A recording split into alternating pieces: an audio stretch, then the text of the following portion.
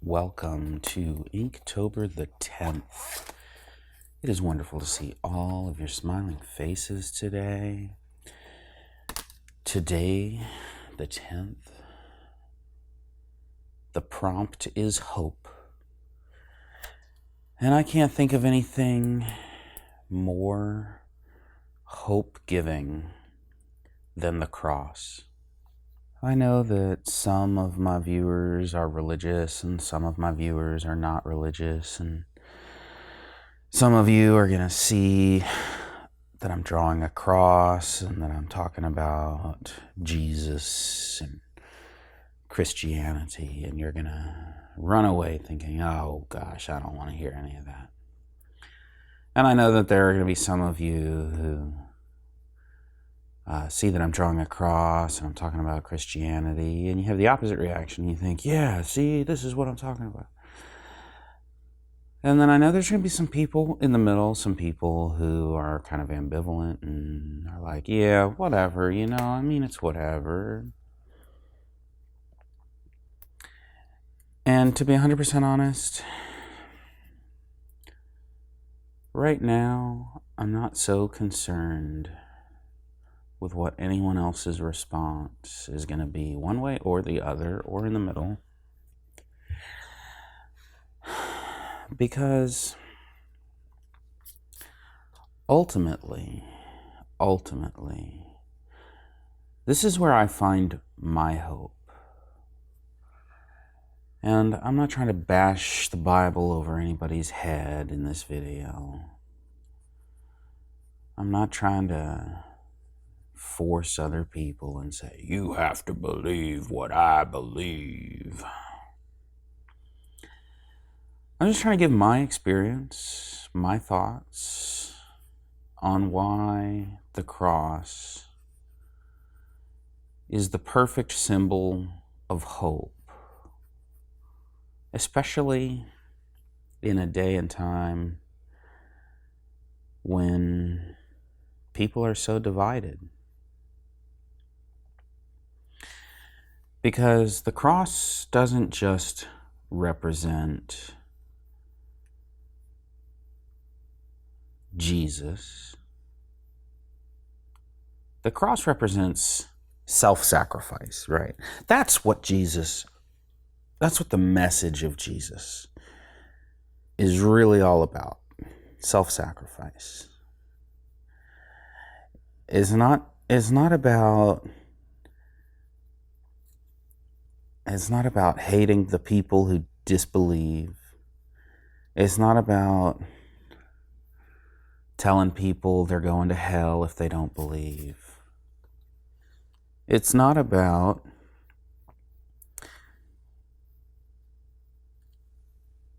saying I'm right and you're wrong and my religion is the only way and your religion is wrong. The real message of Jesus, which is epitomized by his time on the cross, the real message of Jesus is a message that we should love one another, regardless of beliefs, regardless of actions, regardless of nationality, regardless of ethnicity, regardless of age, gender, regardless of any earthly circumstance. Now, the biblical explanation for that is we are all children of God. If you want to take that and remove the biblical aspect from that and just say, we are all human. We are all people.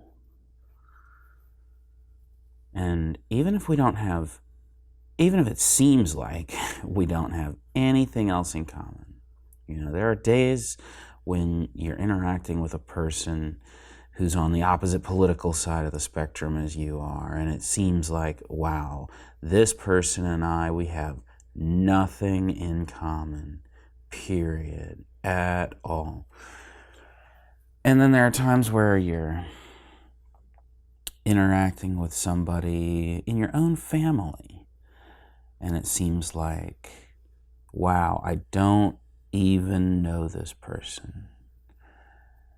This person claims to be my family member. And yet, and it's like,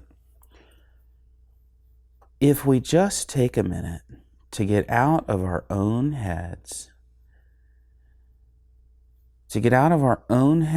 and start looking at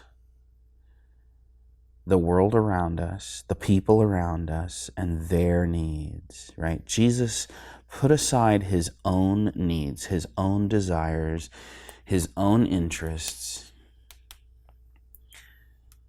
and instead focused on, what do other people need? Now, when I was in high school, those bracelets were really popular that say WWJD, what would Jesus do? Those were the really popular thing for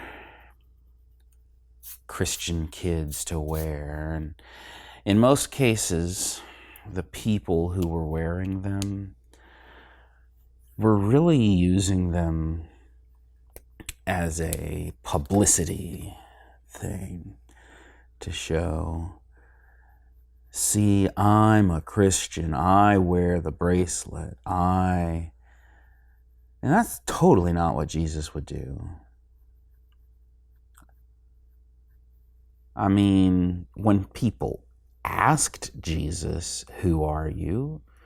He would respond to them saying, I'm the Son of God. But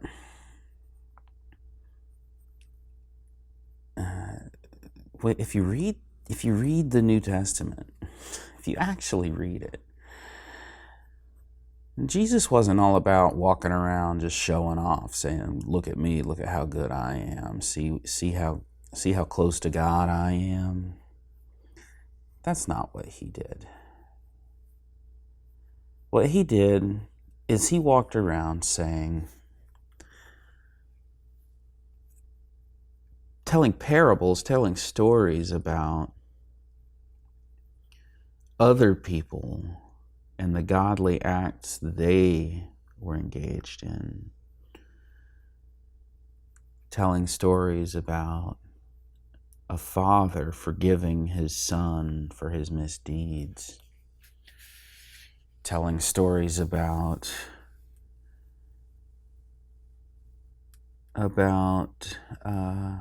masters giving their slaves and their servants bonus, extra, being kind, being gentle, being generous to their servants, their slaves, their underlings, the people who worked for them, or the people who owed them. Jesus talked about forgiving debts. Jesus talked about treating other people with dignity and life.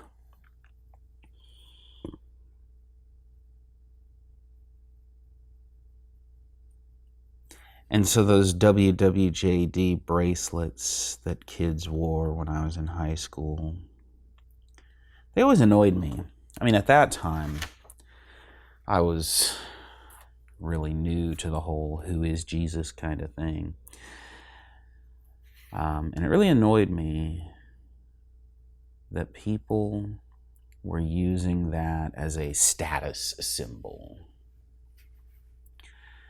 That people were using that as a, hey, look at how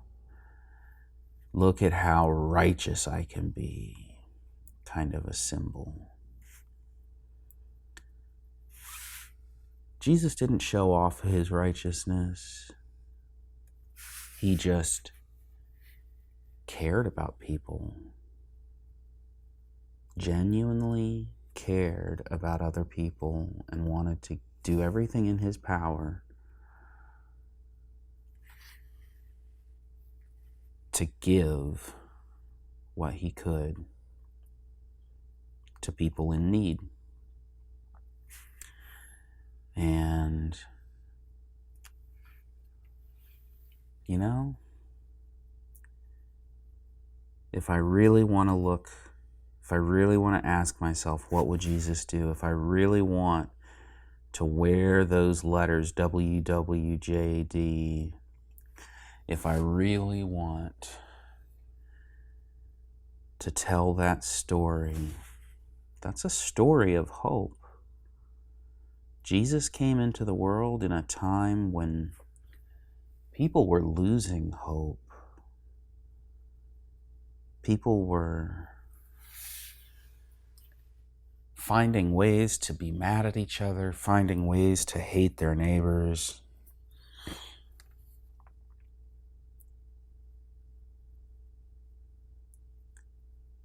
And Jesus did the opposite.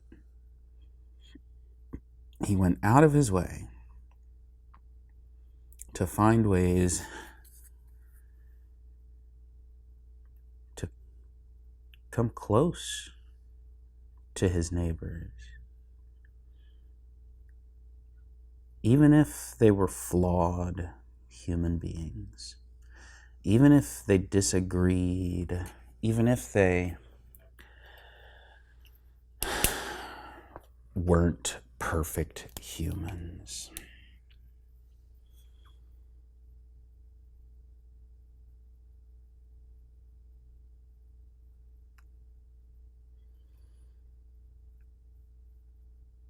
You know, back in biblical times, one of the worst things you could be is a tax collector, right? I mean, even today, who likes the tax man, right?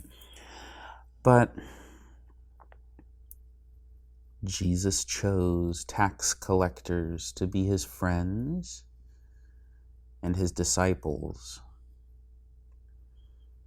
One of the things that has always been taboo and frowned upon and looked down upon is prostitution.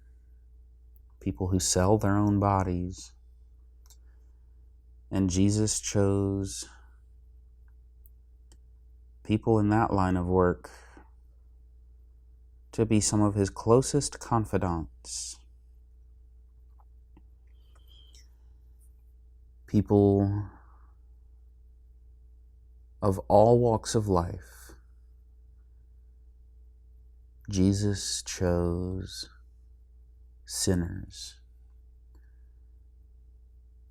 He didn't go choose the people who were in charge of the church, the religion.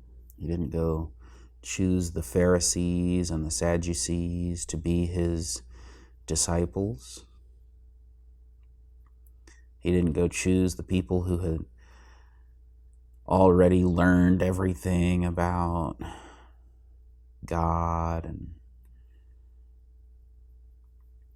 all that.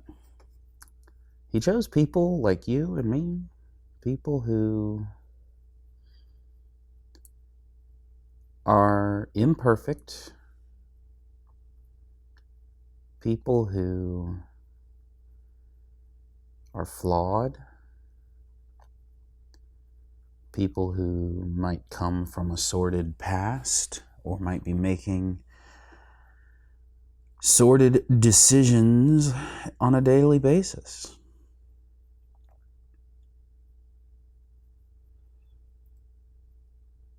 And he understood. People are different. He understood that people are different.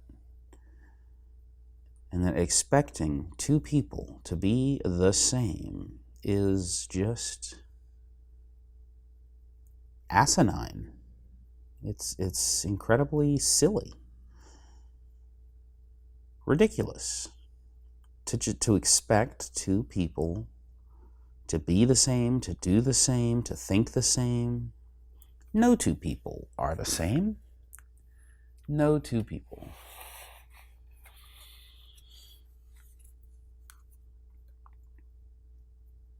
And so the message of Jesus gives hope, especially in a crazy time like today, like now. When you go onto social media and every other post, if not every post, is about one group of people hating another group of people because of their political choices, or it's about one group of people claiming that another group of people is trying to oppress them, and it's in both directions, right? You have the left claiming that the right is all bigots and homophobes and racists. And then you have the right claiming that the left are all anti-white, anti-Christian, anti-male. And you just both sides looking at and seeing how much the other side hates. And then it's just a cycle. And it's not just politics. It's even with things as simple as wearing a mask or not wearing a mask during a pandemic. It's one side, you got people who value the freedom to make their own choice about what to do for their safety. And then on the other side, you have the people who value the public safety and don't care, or I shouldn't say don't care about individual choice, but are willing to sacrifice the individual choice and individual freedom in order to, protect public safety. And, both of these are admirable. And that's, it's like most people, when you really actually sit down and have a conversation with a person and really understand where they're actually coming from instead of just seeing what Facebook says about them, when you really sit down and take the time to get to know a person, you'll see that most people actually have, other people's interests at heart. And they're good people who may disagree with you about something, but they're good people who want what they think is best, not just for themselves, but for their country and their state and their city and their neighbors. And, I think Jesus understood that. I think Jesus understood that, people are different. Again, whether you believe he was the Son of God, whether you believe that he rose again 3 days after he died on the cross, whether you believe any of that, that's all secondary to this discussion. Jesus gives hope not because he died on the cross and rose again. He gives hope because he died on the cross. He didn't fight other people's notions of who he was. He didn't try to defend himself. He just let his yes be yes and let his no be no. He just helped the people he could help. And even if other people didn't like that, he was willing to take the cross, take the nail, take the punishment just for being helpful. He was willing to take the risk. He knew going into his whole ministry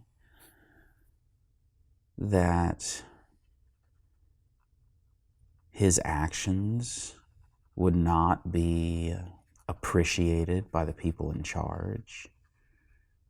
He knew that the Pharisees and the Sadducees would find a way to turn the law against him,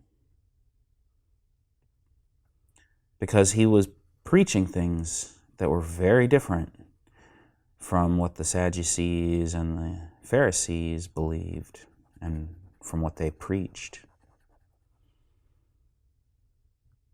Because the religious and political leaders of the time were preaching hatred. They were preaching division. They were constantly driving wedges between people. Oh, you can't see what I'm doing. There we go. They were constantly driving wedges between people.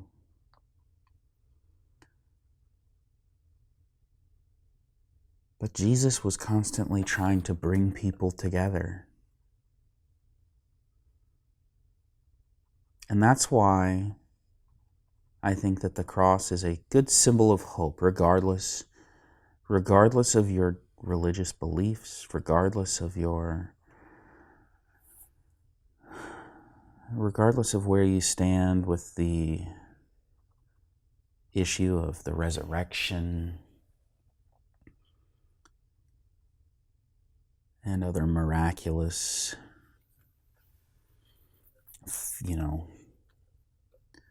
things that Jesus is accounted for doing in the Bible.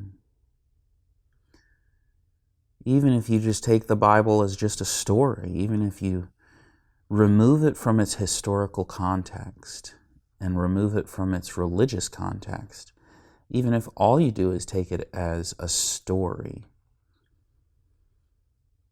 right? Because we can find similar stories, right? People have been rewriting the story of sacrifice for eons. One that immediately comes to mind is the story of Harry Potter, right? How he sacrifices himself. His mother sacrificed herself for him, and that love protected him.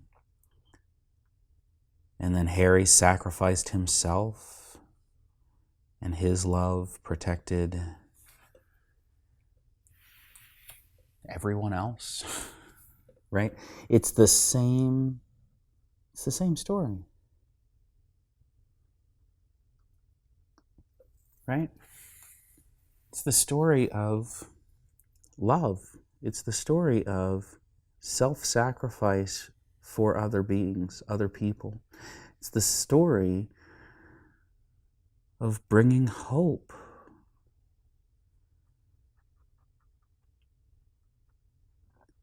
Because as human beings, what's the worst thing we could fear? It's not death.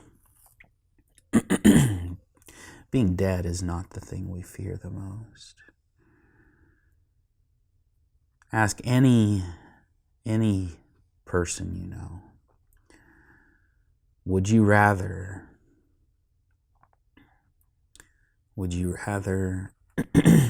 be alive but alone for another 100 years, all by yourself with no other human beings on earth, and being completely alone? Or would you rather only live for 5 more years, but have good, quality relationships with other people?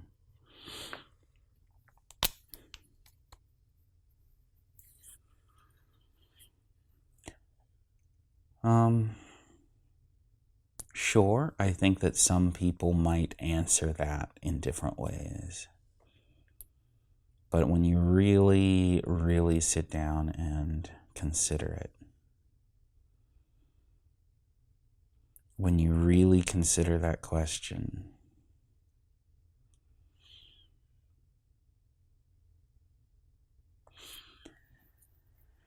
we would all prefer not to be alone, right? And part of the fear of death is that same fear. It's that fear of loneliness, right? Why is death so devastating when a family member dies? Why is it? It's because we're lonely without that person. We want them back. We want to spend that time with them that we didn't get to spend. We want to do those things with that person and get to know that person some more. And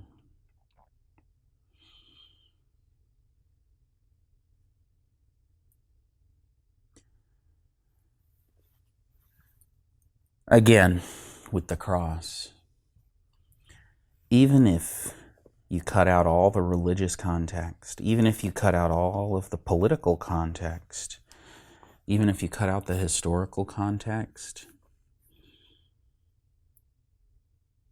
the message that Jesus brought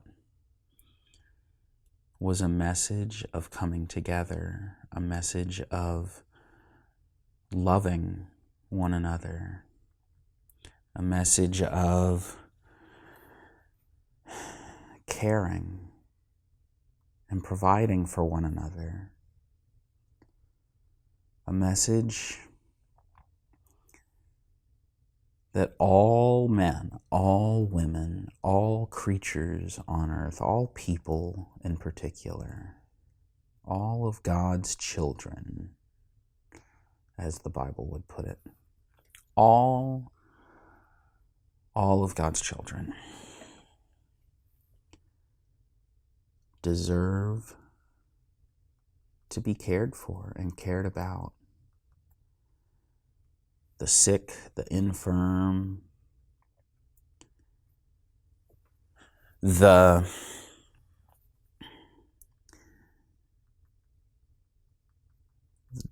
poor, the impoverished, the sick, the needy. And how many times did Jesus talk about the widows and the orphans? Right? What is it about the widows and the orphans? Like, there are some widows who are really rich, right? Right? A lot of people think, oh, all of his talk about widows and orphans is talking about poor people. Not necessarily. There are some widows who are well-to-do. There are some widows whose husbands had large, wealth and left that to them. There are some widows and some orphans who are more wealthy than the non-widows and the non-orphans. So why did he spend so much time specifically talking about that group of people? And it's simple. Those people don't have people. Because in Jesus' mind, wealth isn't about money. Wealth is about love. Wealth is about having people in your life who can care for you when you're sick. Having people in your life who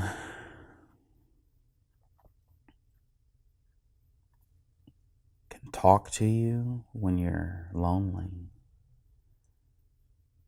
Having people in your life who can deal with life's problems with you, who can hold you in times of great stress and great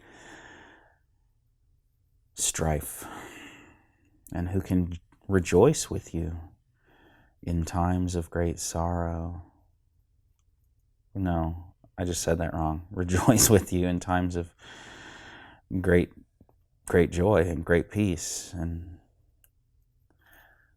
you get what I'm saying. People need people. People need people. That's the message of Jesus. That's really